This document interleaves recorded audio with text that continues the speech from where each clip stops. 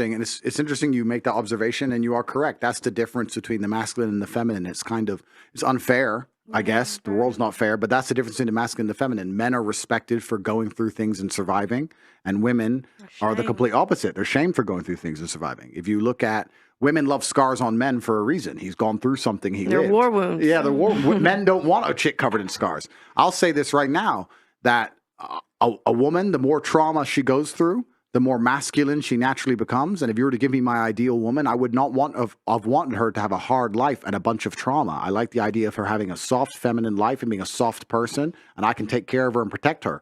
Whereas as a man, to be a good man, you need to have been through a bunch of trauma, because if you haven't been through trauma as a man, you're a weakling. You have to have been through a bunch of shit. So the masculine and the feminine is a very interesting point there. As for, I don't know your history. I don't know the past, but we can just talk in generalizations in regards people to like me, I guess, under the same umbrella. It doesn't have to be personal. I don't know any of it, but we'll give generalizations. One of the main reasons that men are scared of a female with history is because it makes the man insecure. And scared dogs bite. So this is why men will snap or get angry quick, or they'll bring up if you get in an argument with him, he'll bring up your history, whatever. But a lot of it is insecurity, and it's not insecurity because the man is insecure. The female paradigm in society convinces men, any man who says anything, you're insecure. It's not insecure in that way. It's insecure in a very realistic, logical way. Like I was saying earlier, she's had a lot of life experience. Let's be honest. Am I the richest guy she's ever had? No. Am I the most famous guy she's ever had? No. Am I the best looking guy she's ever had? No. Like, what's keeping her here? And then part of it comes down to, well, am I second place? If she could do better, would she do better? Like, there's a whole bunch of insecurity involved. And that's where tiny things, like I know it sounds like dumb shit, tiny things about the favorite car brand become more important than ever, right? It's your job as a woman, regardless of how much sexual history you've had or what guy you're with, etc. It's your job as a woman to make your man feel secure in the fact and make him feel like a man, like Auntie was saying, make him feel like the man no matter what he does, so that he feels like you really truly believe he's the best choice for you on the planet. That's your job to do. Now, if you've had a checkered past, that's perhaps more difficult. You need to be more tactful with it, more tactical about it.